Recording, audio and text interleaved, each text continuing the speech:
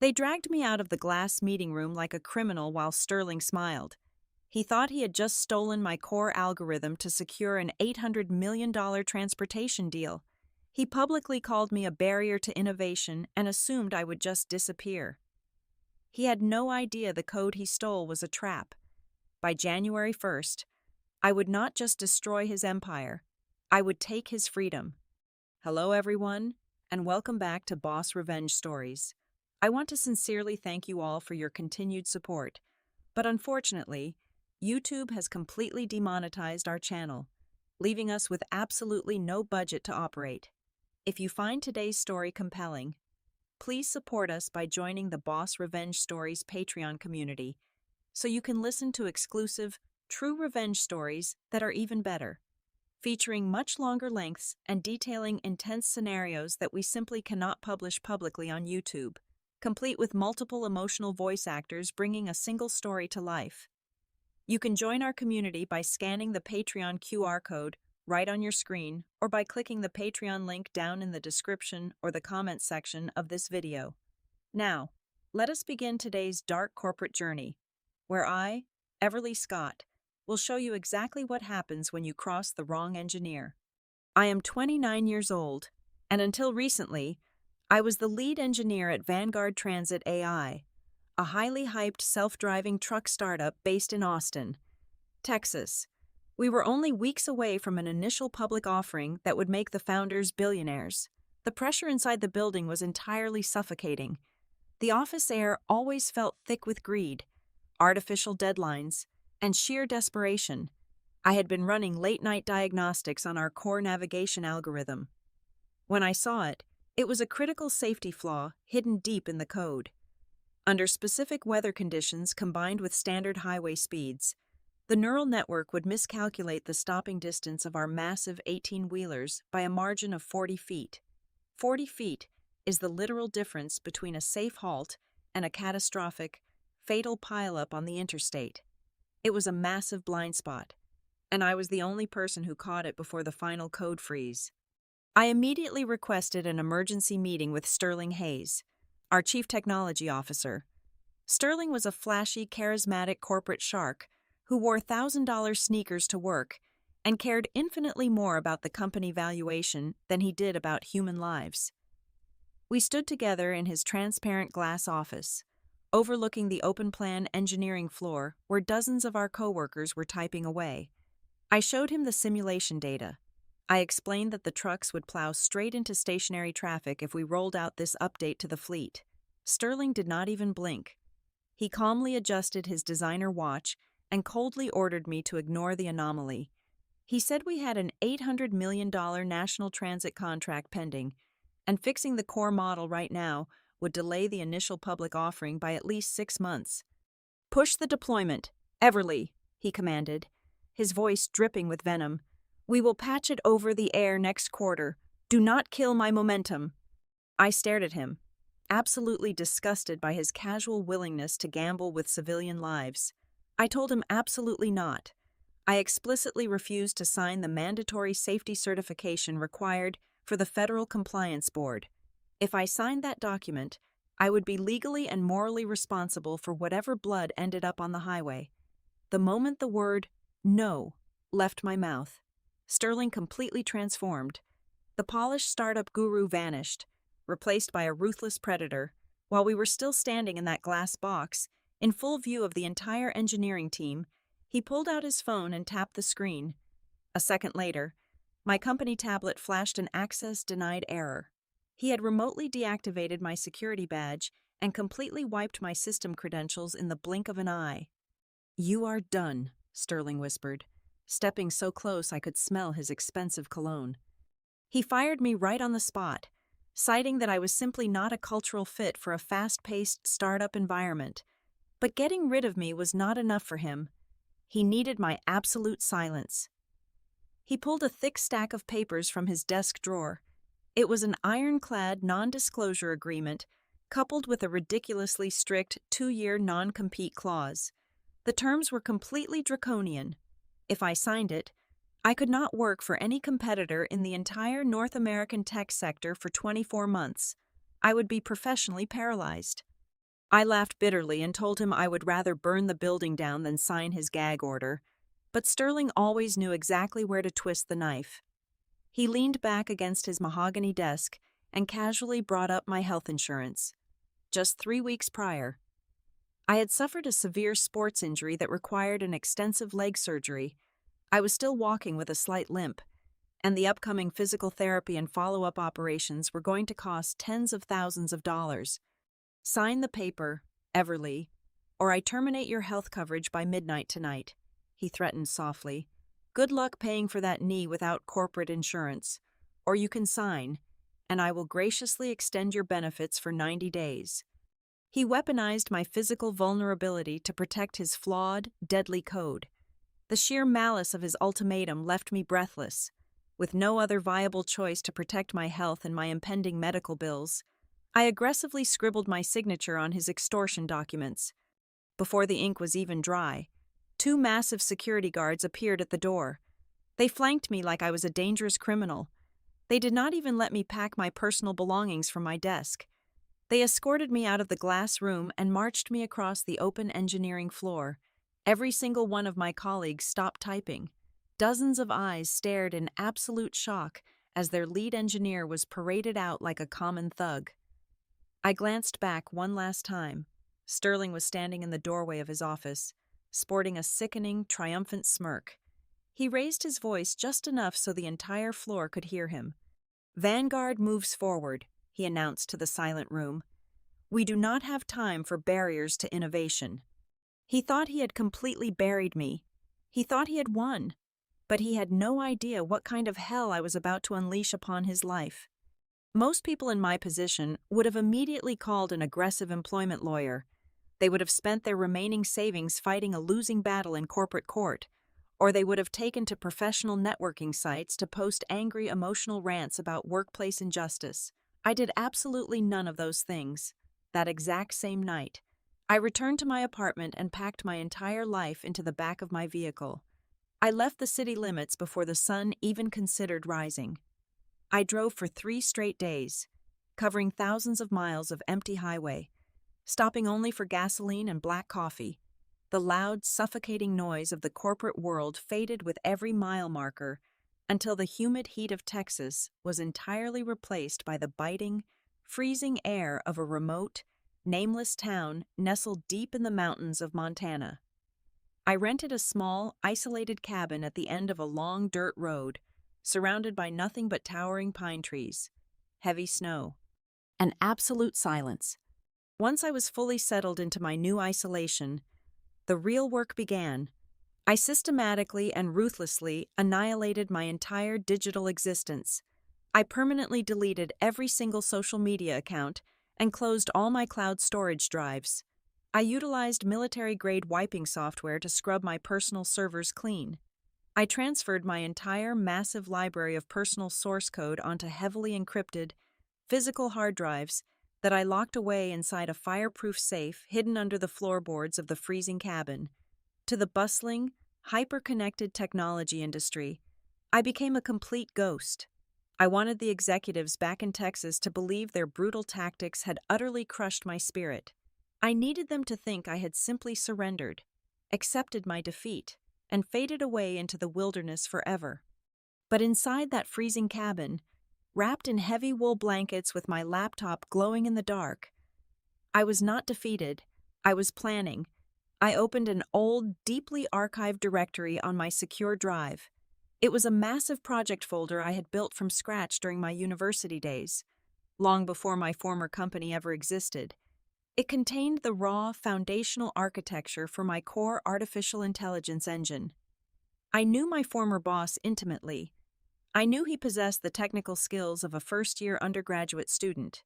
He was physically and intellectually incapable of writing the complex neural network patches required to fix the massive safety flaw I had exposed. The deadline for their initial public offering was breathing heavily down his neck. I knew with absolute certainty that he would have no other choice but to dig into my archived developer environments and steal my original, independent collegiate algorithm to desperately plug the gaping holes in his failing project. That was exactly what I was counting on. What that arrogant man did not comprehend was that a truly brilliant engineer never leaves their most valuable creations unprotected. Years ago, while compiling that base architecture, I had meticulously woven a digital watermark directly into the deepest layers of the neural network weights. It was not a simple line of text or a basic copyright claim that could be found with a standard search command. It was a highly sophisticated cryptographic algorithm integrated seamlessly into the machine learning logic itself. It was mathematically entangled with the very decision-making nodes of the artificial intelligence. If anyone ever tried to isolate it, modify it, or delete it, the entire infrastructure would instantly collapse upon itself. It was a permanent, indestructible signature of ownership. He thought he was stealing a convenient life raft, but he was actually anchoring a massive, ticking time bomb directly to the hull of his own ship. With the trap securely set and waiting for him to swallow the bait, I turned my absolute attention to the political landscape in Washington. I spent my days obsessively monitoring federal legal news streams and congressional committee hearings. My primary focus was locked onto a specific piece of pending legislation called the Federal Automated Transit Transparency Act. It was a groundbreaking, aggressive federal law designed to heavily regulate and audit the core safety systems of commercial artificial intelligence in the transportation sector. The new legislation would mandate brutal, uncompromising transparency, requiring independent government audits of the literal source code powering these massive commercial fleets. I dragged a large whiteboard into the center of my living room and drew a massive, meticulous tracking grid with a black marker. I was not just tracking the legislative votes, I was calculating a very precise countdown. The target date was January 1st of the following year. That specific morning was the exact moment the Transit Act was scheduled to become active federal law. Furthermore, in a beautiful stroke of bureaucratic timing, January 1st was also the exact date the Federal Trade Commission would officially enact its nationwide ban on non-compete clauses, rendering that extortionary contract I had been forced to sign completely null and void. Every single morning, I woke up, brewed a cup of coffee, and crossed off another day on the board. The burning anger was entirely gone, completely replaced by a freezing, calculating patience. I was a chess player calmly arranging my final pieces, perfectly content to sit in the freezing shadows and wait for the new year to arrive. I needed a ghost ship to navigate these highly regulated corporate waters safely and anonymously. I officially established a corporate shell entity and named it Apex Logistics, LLC. I deliberately registered the business in Wyoming, a state renowned across the country for its completely impenetrable corporate privacy laws. There were absolutely no public records tying my real name to the founding documents or the initial capital investments. I remained completely invisible to the outside world, operating exclusively through registered agents, encrypted proxy communications, and heavily guarded legal intermediaries. Apex Logistics was nothing more than a quiet piece of paper sitting in a locked filing cabinet, but it was destined to become the absolute executioner of my former employer. Despite my immense technical expertise, I knew I could not build a massive physical transit empire entirely alone. I needed hardware experts who intimately understood the grueling physical limitations of commercial transport vehicles. I decided to reach out to Marcus and David. They were two brilliant hardware testing engineers who had been mercilessly bullied, publicly humiliated, and ultimately driven out of the technology industry by Sterling just 6 months prior to my own wrongful termination. I arranged a highly secure, heavily encrypted voice call late on a Tuesday night. I kept my pitch incredibly brief. I explained that I was building an entirely new transportation architecture from scratch, and that I desperately needed their exact level of precision and expertise. "Who exactly is funding and leading this new project?" Marcus asked carefully, his voice thick with natural skepticism after his previous corporate trauma. "I am," I replied simply. There was a long, heavy silence on the line before David finally spoke up. "Tell us exactly what state to drive to, and we will be there by Friday." We leased a massive, dilapidated warehouse located on the deep industrial outskirts of a neighboring county. It smelled strongly of stale motor oil, freezing rain, and old dust, but it was perfectly isolated and far away from any prying eyes. We spent our first 3 weeks doing grueling physical labor, hauling in heavy server racks, installing industrial power supplies, and stripping down the massive cabin of a second-hand commercial truck. We established a strict, unbreakable rule on day one of our collaboration. We would not write a single line of code that even slightly resembled the infected, stolen architecture currently sitting on the servers back in Texas. We started with a completely blank slate. We built a brand new, meticulously clean artificial intelligence system from the absolute ground up. Our new neural network was designed strictly around the absolute highest federal safety standards imaginable, prioritizing human life and environmental awareness over aggressive delivery speeds and greedy corporate profit margins. While Marcus and David spent their days precisely calibrating the sensory hardware arrays and the heavy brake mechanisms, I focused my nights on building an impenetrable legal fortress around our intellectual property. I contacted an old university friend who was now a ruthless senior partner at a prominent Washington District of Columbia law firm specializing exclusively in federal infrastructure regulations. Working quietly in the political background, she aggressively filed expedited, highly classified patent applications for every single novel safety protocol we engineered in that freezing warehouse. She brilliantly buried the complex legal filings under a massive mountain of dense technical jargon and subsidiary shell companies, guaranteeing that no corporate spy or aggressive competitor could ever trace the revolutionary intellectual property back to 3 exiled engineers hiding in the snow. By late autumn, our new artificial intelligence engine was fully prepared for the ultimate gauntlet. We intentionally designed the most chaotic, brutally difficult digital driving simulations ever conceived in the industry. We threw absolutely everything at the sensory systems. We programmed sudden blinding blizzards, sheets of invisible black ice on steep mountain grades, highly erratic pedestrian movements in dense urban environments, and massive hardware degradation events, all happening simultaneously within the simulation. I knew exactly how my old algorithm would react to these extreme edge cases. The Texas system would critically panic, miscalculate the physical momentum, and inevitably crash the virtual truck in a spectacular, fatal disaster. But our brand new system at Apex Logistics did not even flinch. It processed the chaotic, overwhelming data streams beautifully, smoothly adjusting velocity, predicting physical failures, and executing perfect defensive driving maneuvers every single time without a single error. It was mathematically and practically flawless. We meticulously documented absolutely everything we accomplished. Every single new line of code, every minute hardware calibration test, and every successful simulation result was legally signed, cryptographically time-stamped, and redundantly cross-archived on multiple completely isolated physical servers. We methodically built an unassailable, towering mountain of empirical evidence proving beyond any reasonable doubt that our system was the only viable, genuinely safe, and federally compliant artificial intelligence currently existing on the open market. The deep subterranean foundation of my new empire was fully complete. The intricate network of vengeance was perfectly woven and incredibly strong, remaining completely invisible to the arrogant executives who were currently celebrating their false victories down south. I finally closed my laptop, stood up from my desk, and looked out the massive warehouse window at the heavy falling snow. All the complex pieces of the board were exactly where they needed to be.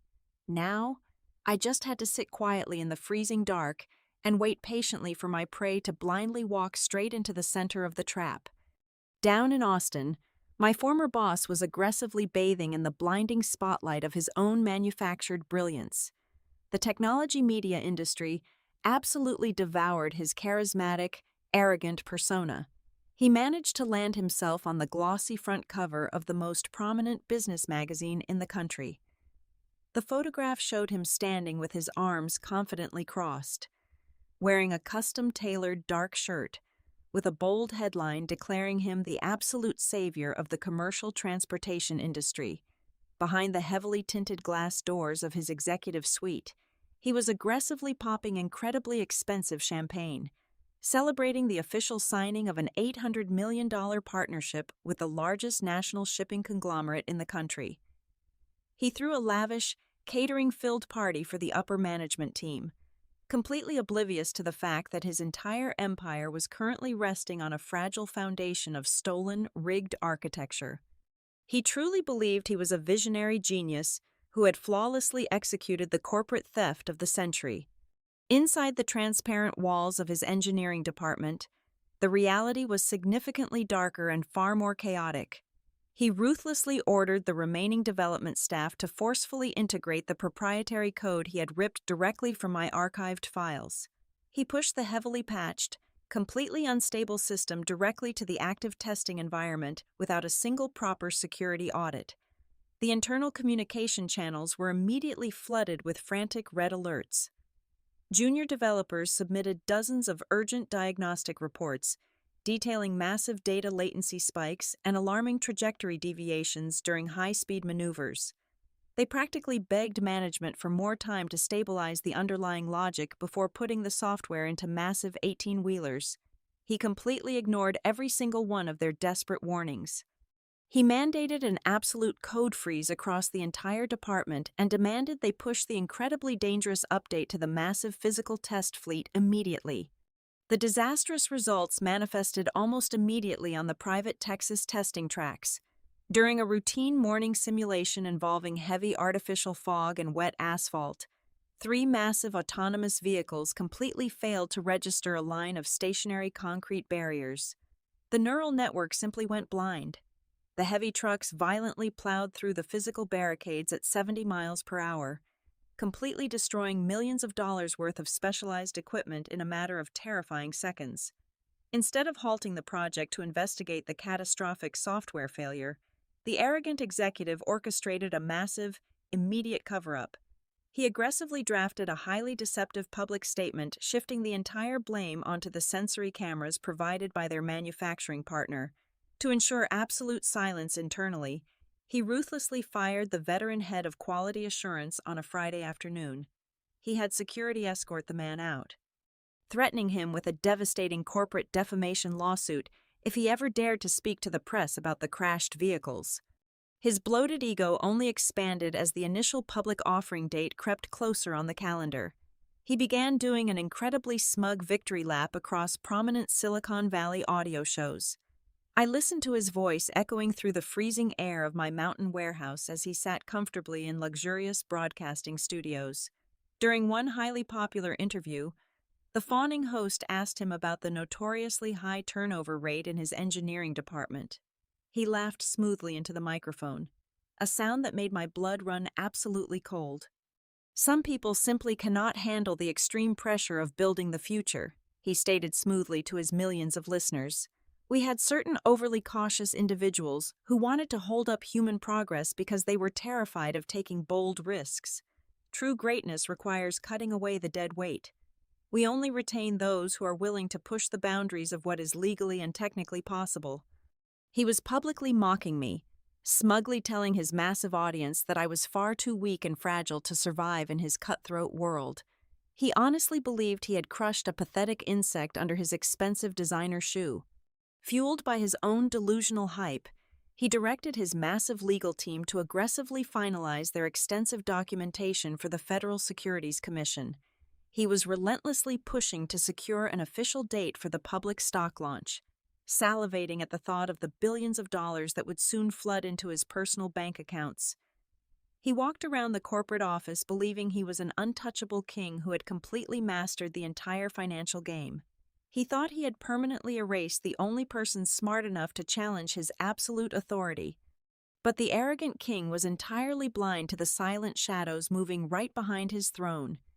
He had absolutely no idea that the massive shipping conglomerate he had just partnered with was no longer blindly trusting his polished sales pitches every single week. The chief executive officer of that partnered corporation was quietly receiving highly detailed, entirely anonymous technical dossiers delivered through heavily encrypted mail servers. These beautifully crafted documents highlighted the exact, fatal weaknesses embedded deep within the heavily promoted autonomous system they were preparing to purchase. The anonymous reports meticulously detailed the precise sensor failures in low visibility conditions and mathematically proved the impending catastrophic risks to public safety on the highways. While my former boss was busy picking out the expensive suit he would wear to ring the stock exchange bell, I was quietly handing his biggest investor the exact blueprint needed to completely dismantle his entire fraudulent empire. The morning of January 1st arrived crisp, freezing, and completely silent across the isolated mountains of my Montana hideaway. While the rest of the corporate world was nursing their holiday hangovers and sleeping in late, I sat wide awake at my wooden desk, watching the digital clock on my monitor strike exactly midnight. In that single, fleeting second, the entire legal landscape of the American technology sector violently shifted, and two massive legal mechanisms snapped perfectly into place. First, the nationwide mandate banning all non-compete clauses officially took absolute legal effect. The heavily weaponized, extortionary contract I had been aggressively forced to sign in that glass office instantly disintegrated into completely worthless paper. I was officially and legally free to build, deploy, and conquer. Second, the highly anticipated Federal Automated Transit Transparency Act officially became binding law. Every single commercial transportation developer in the entire country was now strictly mandated by the federal government to submit their core artificial intelligence source code to the Department of Transportation for rigorous, uncompromising, independent safety audits. The impenetrable shield of corporate secrecy that arrogant executives hid behind was permanently shattered. Exactly at 8 o'clock in the morning on the East Coast, I executed the absolute most critical maneuver of my entire campaign. I hit the send button on a heavily encrypted email directed straight to the highest investigative office of the Federal Inspector General in Washington.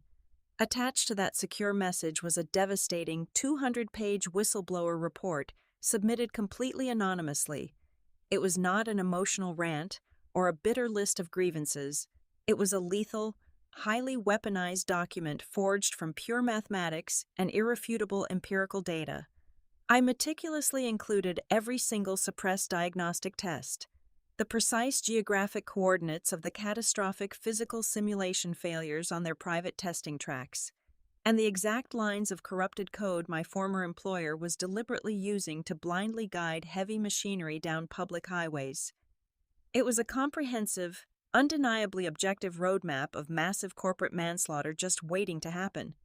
I brewed a fresh pot of black coffee, wrapped a heavy blanket around my shoulders, and turned on the national financial news networks, waiting for the first heavy domino to fall.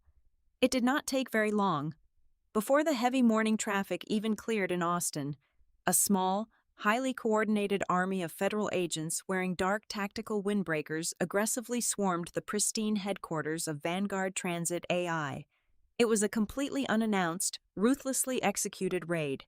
According to the extensive legal discovery documents I read much later, the federal agents rapidly locked down the entire facility within 3 minutes. They physically barricaded the glass exits, confiscated all communication devices, and loudly ordered every single engineer to step away from their keyboards immediately. Federal cybercrime units marched straight into the primary server rooms, aggressively slapping thick physical tamper seals across the massive data racks. The lead federal investigator bypassed the panicked receptionists and walked directly into the executive suite, handing a federal search warrant directly to my former boss, demanding the immediate extraction of the master encryption keys for their core navigation algorithm.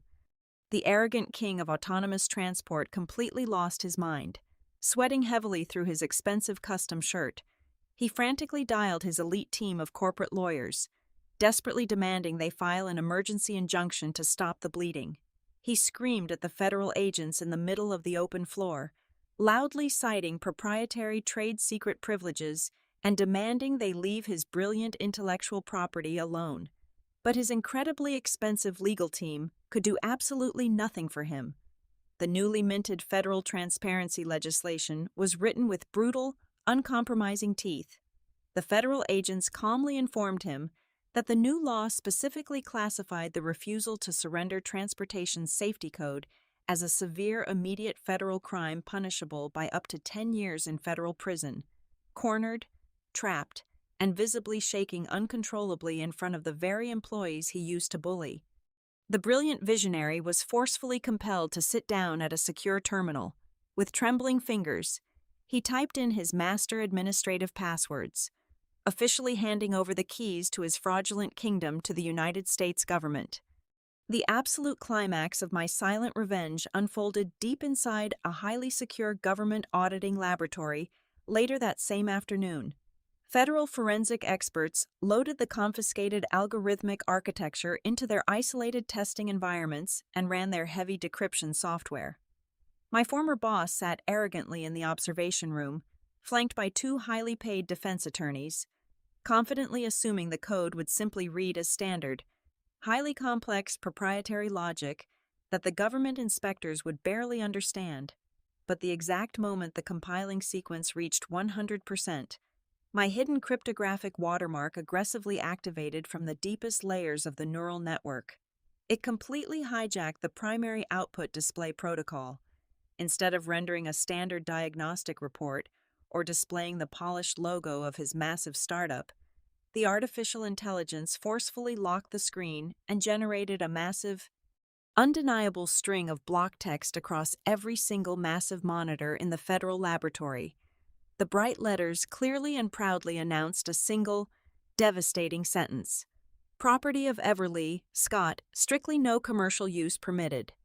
The absolute silence in that federal auditing laboratory must have been utterly deafening. All the color instantly drained from his face as his defense attorney stared at the screens in absolute horror. He had just inadvertently handed the federal government mathematically verified, indestructible proof of his own massive corporate theft. The media explosion that immediately followed was nothing short of nuclear. The moment the federal investigators leaked the preliminary findings of catastrophic safety failures and stolen intellectual property, the financial press completely erupted. Every major news network immediately interrupted their broadcast with breaking news banners. Within exactly 2 hours of the news hitting the wires, the internal stock valuation of Vanguard vaporized by an astonishing 90%. Their highly anticipated public offering was completely canceled, and their private shares became absolutely worthless paper before lunchtime. The massive national shipping conglomerate, the exact same partner I had been anonymously warning with encrypted dossiers for months, did not hesitate for a single second. They instantly froze their pending $800 million contract. Furthermore, their legal team publicly announced they were preparing to file a massive class action lawsuit against Vanguard for gross misrepresentation and deliberate corporate fraud. The massive golden empire built entirely on my stolen labor was aggressively burning to the ground, and I watched the entire glorious, fiery collapse from the quiet, freezing comfort of my living room. The fallout was swift and completely merciless. Within 48 hours of the devastating federal raid, an emergency session of the Vanguard Board of Directors was aggressively convened in their highest executive suite. I knew the exact timing of this meeting because I was personally invited to attend by their lead institutional investor. As I walked down the familiar, pristine glass hallway, I could easily hear his panicked voice echoing straight through the heavy oak doors.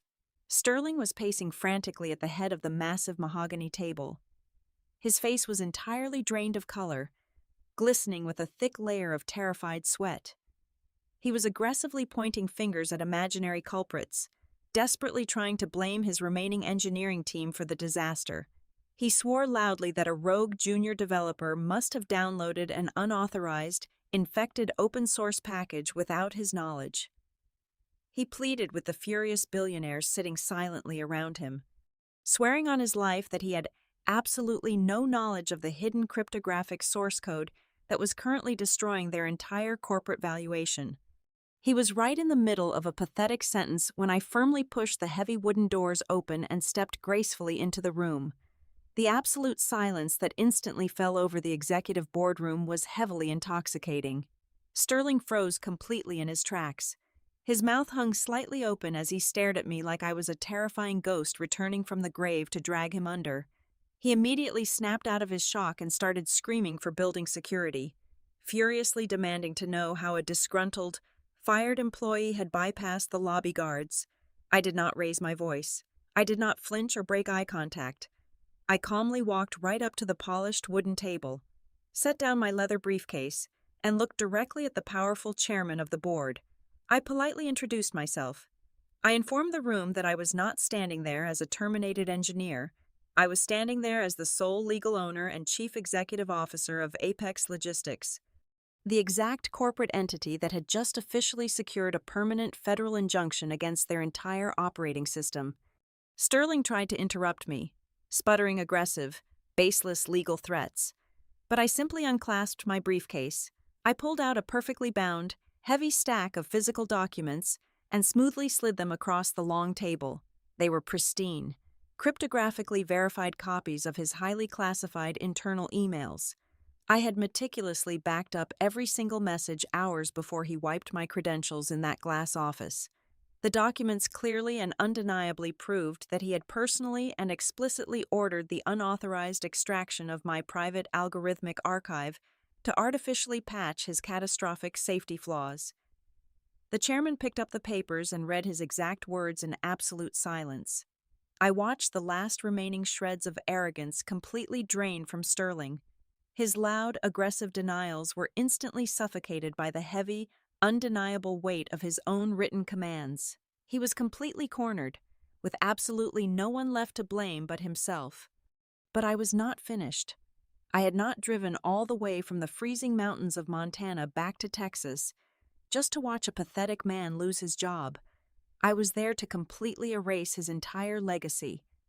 I turned my attention back to the furious investors and delivered the ultimate final blow. I calmly informed them that Apex Logistics was not just a legal plaintiff seeking monetary damages.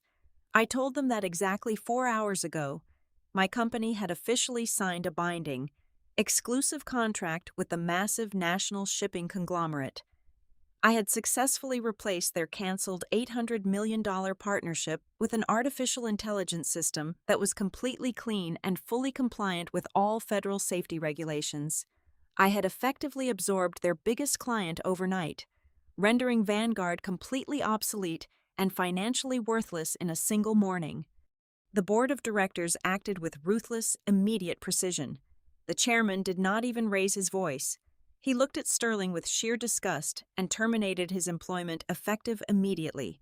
He formally invoked the extreme negligence and criminal misconduct clauses buried deep within their corporate bylaws, instantly stripping away every single share of founder stock Sterling possessed. He was left with absolutely nothing. But the corporate termination was merely the appetizer. As Sterling stumbled backward, clutching the edge of the mahogany table for physical support, I quietly advised him that he no longer needed to worry about his ruined stock portfolio. I suggested he look out the massive floor-to-ceiling windows overlooking the front plaza. Waiting silently next to the concrete fountain were 3 black government sport utility vehicles. Agents from the Department of Justice were standing directly by the glass doors with federal arrest warrants for multiple counts of massive securities fraud, wire fraud, and criminal perjury regarding federal infrastructure safety. I turned around and walked out of the boardroom without looking back. I took the private elevator down to the lobby. As I walked out into the warm Texas air, I watched 2 armed federal marshals forcefully push Sterling against the hood of a vehicle and securely fasten heavy steel handcuffs around his wrists. He looked over his shoulder and made direct, terrified eye contact with me. I did not smile. I did not laugh. I did not offer him a single word of mockery or bitter closure. I simply adjusted my sunglasses and continued walking to my car. The absolute silence was the most devastating weapon I had left. 6 months later, Vanguard officially filed for Chapter 7 bankruptcy. Through my legal proxies, I quietly attended the liquidation auction and purchased their entire inventory of top-tier physical server racks and sensory hardware for mere pennies on the dollar. I took the ruined, shattered ashes of his arrogant legacy and used them as the physical stepping stones to build my own billion-dollar empire. Thank you so much to everyone for tuning in and listening to my story today. I would love to know exactly where you are all listening from. So please let me know down in the comments below. If you found today's story satisfying and want to support our completely demonetized channel, please consider joining the Boss Revenge Stories Patreon community. Over there, you can listen to the absolute best exclusive true stories that are far too intense and detailed for us to publish publicly on YouTube. You can easily join by scanning the Patreon QR code right here on your screen, or by clicking the direct link provided in the video description or the pinned comment. Thank you again for your time. And remember to always watch your back in the corporate world.